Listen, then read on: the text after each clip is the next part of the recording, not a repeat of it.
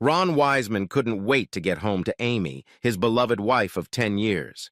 She was not only a beautiful woman who kept herself in great shape, but also a fantastic cook and the best lover a man could wish for. The day before, Amy said she wanted to invite her new boss, Mike Armstrong, to her house for dinner. She said he wanted to get to know her husband and get a feel for her family. Ron didn't see anything wrong with that and said he would like to meet her new boss, especially since the last two incumbents didn't last long and left under somewhat mysterious circumstances. The most recent incumbent quit after only a few months on the job, saying he needed to take an extended sabbatical in Sri Lanka to find himself, and the man who worked before him was found decapitated in his garage with his hands tied behind his back. Police said it was a suicide, but his genitals, which had been surgically removed, were never found. Ron noticed the time and texted his wife before locking his office, letting her know he was on his way. Her reply came instantly. "I'll see you soon. Love you."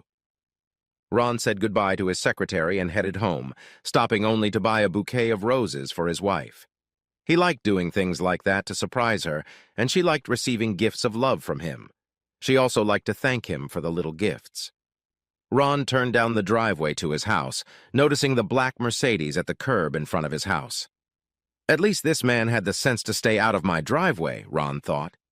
He entered the house and saw a well-dressed man of about 45 sitting on the couch. Ron glanced at him. He was quite tall, seemed well-built, with a slight gray on his temples. He was clean-shaven and his face seemed to have one of those perpetual smirks playing on it. He stood up with a wry smile on his face as Ron entered the room and held out his hand. Ron shook it before apologizing. He went to the kitchen and handed Amy the bouquet before enclosing her in a hug. Her face brightened as she accepted the flowers. "I'll have to properly thank you for this later," she whispered. Ron kissed his wife's pretty face, placing his hand on her ass. "Now be a good host and go say hello to Mike," she said. Ron kissed her again and went back into the living room. He walked over to his drink bar and offered Mike a shot of whiskey, which he accepted. The two men sat down in the living room after Ron had poured the liquor. "What a wife you have," Mike said, and his crooked smile became even more noticeable. "I have to agree," Ron said. "She's the meaning of my life." "Then I think you'll understand why I'm going to tell you what I'm going to do," Mike said. "Really?" Ron asked. "What is it?" "I'm going to sleep with your wife," said Mike. "She's going to love it, and you're going to watch." "Hold that thought for a second," Ron said. "I'll be right back." He made his way to the kitchen. "I'm going to show Mike around the neighborhood a little," he said. "We'll be right back." Amy gave him an understanding look. "Don't be long, dear," she said. "Dinner will be ready in about 15 or 20 minutes." "Great," Ron said. He went back to the front room. "I hope you didn't tell your wife what I said," Mike said. Ron shook his head. No, Ron said. "Let's go into my cave, okay?" he said, gesturing for Mike to follow him. Mike got up and followed Ron into his office, also known as his personal man cave. Mike looked around at what was hung on the walls. In addition to pictures, there were several official commendations, medals, knives, and guns, and a few swords hanging on the wall. "So you're going to sleep with my wife, aren't you?" Ron asked. Mike nodded his head. "Yeah, I'm going to," he said, grinning. "Do you have a problem with that?" "I take it my wife never told you about me," Ron said. "She told me you were an accountant doing research for some special task force," he said. "Yes," Ron said. "It's true that I'm a CPA, and yes, I do work for a joint federal and private task force, but I wasn't always an accountant." "Oh?" Mike said. Ron pointed to items on the wall. "You know, I was in the Army once. I was a scout sniper at the time," Ron said. "Most of my 150 confirmed sniper kills were from 300, 600 meters away, but I've successfully hit targets as far away as 1,200 meters. That's over a kilometer, and at that distance you never hear a shot. 1 second you're alive and breathing, the next you're dead." He pulled out a desk drawer and ran his hands over his knife collection. Mike wasn't very comfortable by this time, and it got worse when Ron pulled out one very large knife. "I'm also perfectly fine with close-range kills," he said, holding the sharp blade where Mike could see it. "There's nothing like seeing your enemy emit his last breath, up close and personal." Mike's face turned white. and the smirk disappeared. "Look, Ron, there's nothing personal about this," Mike muttered. "Oh, but it is, Mike," Ron said. "You just told me you were going to sleep with my wife and you expect me to watch. That makes it very personal to me. I just want you to know what you're risking. You see, I believe in the old adage that an ounce of prevention is worth a pound of cure. I'm sure you understand."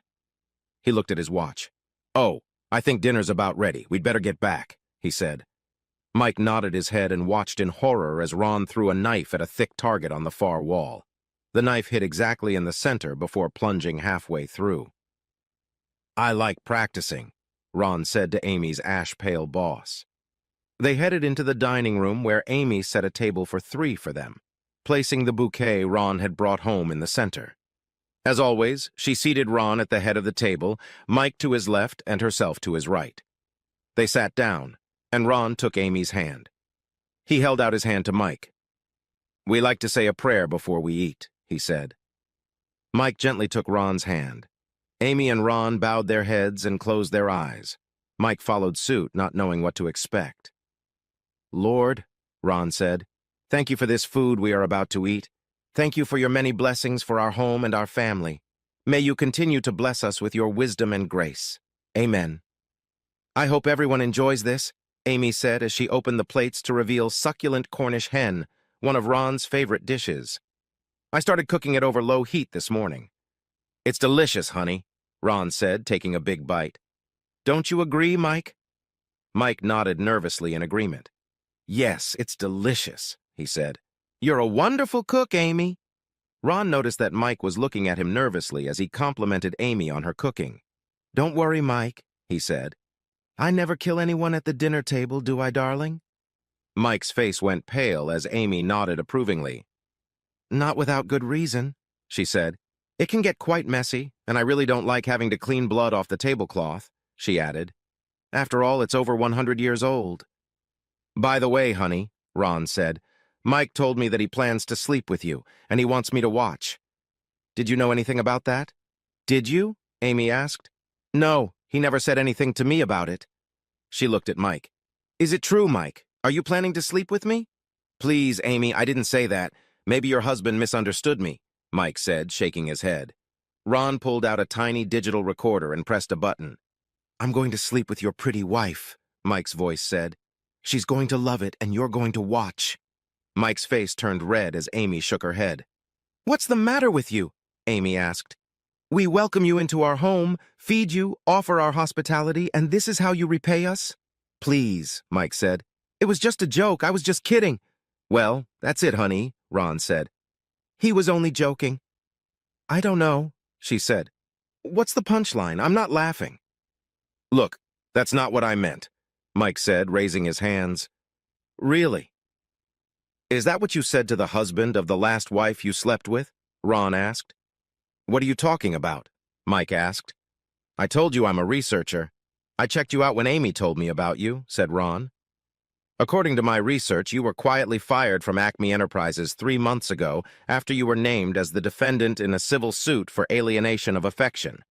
The man who filed that suit was the husband of the woman he divorced after he caught the 2 of you naked in a hotel room." Mike lowered his gaze to his plate. "Is it true?" Amy asked Mike. "Yes," Mike said quietly. "I've done some things I'm not proud of, but that's all in the past."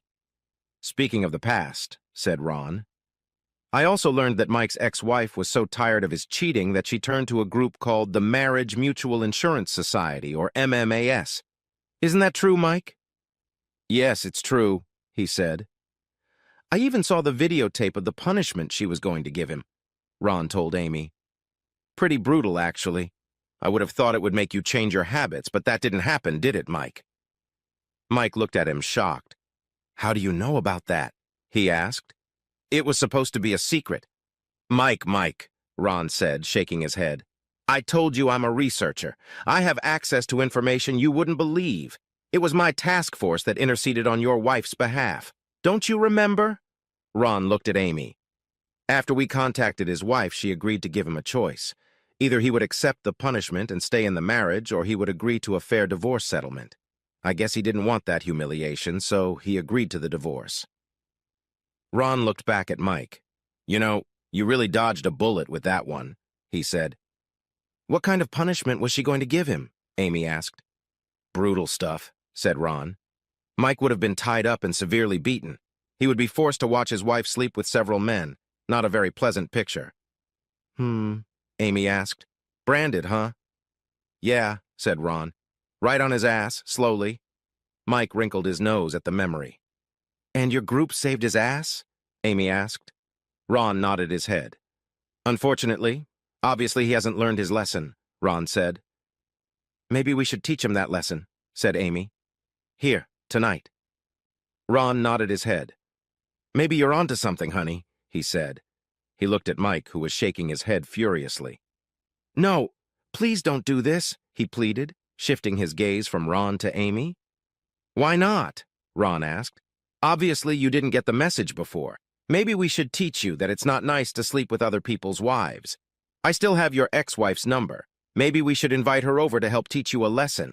And I have a lot of things I could use to cause you a lot of pain. Ron looked at Amy. You know, I still have that knife-throwing board in the basement, he said. What are you talking about? Mike said. You know, one of those moving boards used in the art of knife throwing. You've probably seen them. An assistant, usually a half-naked woman, is sometimes strapped to the board, and the thrower has to get the knives as close as possible without hitting her. I think it was called the Wheel of Death. We can strip Mike naked, tie him spread-eagled to the board, and see how close we can get to his balls without cutting them off, he said. He looked at Mike. Wouldn't that be fun? He asked. You know, Amy's pretty good at throwing knives, too, but not as good as me. Isn't that the board that spins? Amy asked. Ron nodded his head. Oh, yeah, that would be fun. We can place bets to see who gets closest. She looked at Mike. Oh, come on, Mike. That would be awesome. Mike jumped up from his chair and his face was white, his eyes wide open and his body physically shaking with terror. No, he said. You people are crazy. Look, it was just a joke. Please forget I said anything. He tried to turn away, but Ron grabbed him, spun him around, and pinned him against the wall, keeping his hand on Mike's throat. Amy joined him with a two-tined serving fork in her hands. Sorry, buddy, we're not laughing, Ron said. Please, Mike pleaded. What do I have to do to make it stop? That's easy, said Ron. From now on, you will forget any thought of having my wife, or any wife other than your own, and you'll be the epitome of professionalism.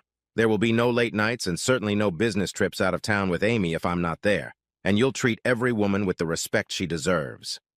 That's it? Mike asked. Ron nodded. Yes, pretty much, Ron said. Just know that I'll be watching, and if you screw up, you'll pay the price you should have paid a long time ago, understand? Mike nodded his head. Good. Now, is there anything you want to tell us? Mike nodded his head again. I'm sorry, I really am. I will never do anything like that to anyone else, he said. Please accept my apology and forgive me. Ron looked at his wife. What do you think, darling? He asked. Should we forgive him? Well, darling, she said, we do believe in forgiveness. So, yes, we will forgive him this time. Ron loosened his grip on Mike's throat. He looked at his wife. So what are we having for dessert? He asked. I made a really good cheesecake, she said. Would you boys like a piece? Ron looked at Mike, who was shaking with terror. Well, how about some dessert? He asked Mike, who shook his head. No thanks, he said. I, really need to get home. Ron noticed that Amy was looking at Mike's pants, and he lowered his gaze. He saw the wet spot on Mike's crotch and shook his head. Yeah, I can see why you needed to go home, Ron said, noticing the smell coming from Mike's pants. Go on, get out of here, and remember what I said? I will, Mike said, heading for the front door. They both noticed a wet spot on the back of his pants as he headed for the exit. Can you believe he actually shit his pants? Ron asked. Yeah, disgusting, isn't it? Amy said in response. And he actually thought he was going to sleep with me. Maybe I should bring him a box of candy tomorrow. Ron laughed. Hearing the squeal of tires, Ron turned to his pretty wife. Do you think this cheesecake will hold up until tomorrow? Ron asked. Amy nodded her head. Oh, yeah, she said. Let's clean up this mess, and then we'll finish dessert upstairs, okay?